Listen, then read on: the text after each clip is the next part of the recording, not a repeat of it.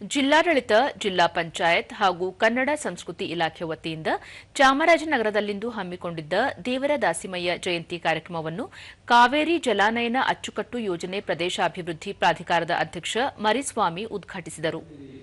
ಈ ವೇಳೆ ಚಾಮರಾಜನಗರ ರಾಮಸಮುದ್ರ ನಗರಾಭಿವೃದ್ಧಿ ಪ್ರಾಧಿಕಾರದ ಅಧ್ಯಕ್ಷ ಮೊಹಮ್ಮದ್ ಅಸ್ಗರ್, ಜಿಲ್ಲಾ ಪಂಚಾಯಿತಿ ಉಪಕಾರ್ಯದರ್ಶಿ ಶ್ರುತಿ, ಕನ್ನಡ ಸಂಸ್ಕೃತಿ ಇಲಾಖೆ ಸಹಾಯಕ ನಿರ್ದೇಶಕ ರಾಜು, ಭಾಷಣಕಾರ ಮಧುಸೂದನ್ ಸೇರಿದಂತೆ ಹಲವರು ಉಪಸ್ಥಿತರಿದ್ದರು.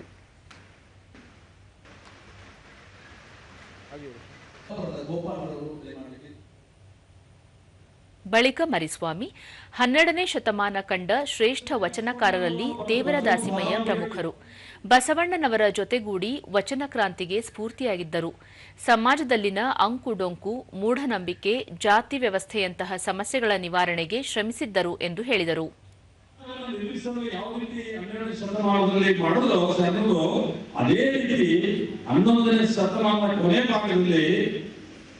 ದೇವರ ದಾಸಿಮಯ್ಯನವರು ಈ ಒಂದು ವ್ಯವಸ್ಥೆಯನ್ನ ವಿರುದ್ಧ ಹೋರಾಟವನ್ನ ಮಾಡಿ ತಮ್ಮ ವಚನದ ಮೂಲಕ, ಸರಳ ವಚನದ ಮೂಲಕ ಸಮಾಜವನ್ನು ತಿದ್ದುವ ಕೆಲಸವನ್ನ ನಮ್ಮ ದೇವರ ದಾಸಿಮಯ್ಯನವರು ಮಾಡಿದ್ರು.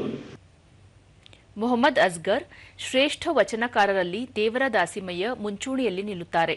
ಇವರು ಎಲ್ಲಾ ಸಮುದಾಯಗಳ ಅಭಿವೃದ್ಧಿಗೆ ಶ್ರಮಿಸಿದ್ದರು. ಈ ಮೂಲಕ ತಮ್ಮ ವಚನಗಳಲ್ಲೇ ಸಮಾಜದ ಅಂಕುಡೊಂಕುಗಳನ್ನು ಬಿಂಬಿಸುತ್ತಿದ್ದರು ಎಂದರು. ಹೋರಾಟ ಮಾಡಿದಂತ ಮಹಾನಾಯಕರು ಇವರ ವಚನಕಾರರ ಮಹಾ ವಿಚಾರಗಳನ್ನ ಜೀವನದಲ್ಲಿ ಇವರ ಮಾರ್ಗದರ್ಶನದಲ್ಲಿ ನಾವೆಲ್ಲ ಈ ಬಹಳಷ್ಟು ನಾವೆಲ್ಲ.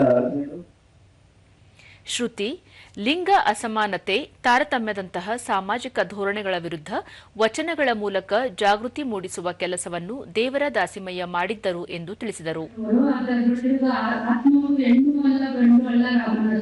ಇದೊಂದು 11ನೇ ಶತಮಾನದಲ್ಲಿ ಹೇಳಿದ್ದು. ಇನ್ನಾದ್ರೂ ಈಗ ನಮ್ಮ ಸಮಾಜದಲ್ಲಿ ಸುಮಾರಷ್ಟು ಪಿಡುಗುಗಳನ್ನು ನೋಡ್ತಾ ಇರೋದ್ರಲ್ಲಿ ಅಸಮಾನತೆ ಕೂಡ ಒಂದು.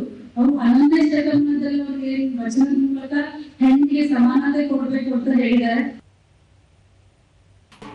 ಇದಕ್ಕೂ ಮುನ್ನ ಚಾಮರಾಜೇಶ್ವರ ದೇವಾಲಯದ ಬಳಿ ಆರಂಭವಾದ ಜಾಥಾಗೆ ಅಪರ ಜಿಲ್ಲಾಧಿಕಾರಿ ಟಿ ಜವರೇಗೌಡ ಚಾಲನೆ ನೀಡಿದರು.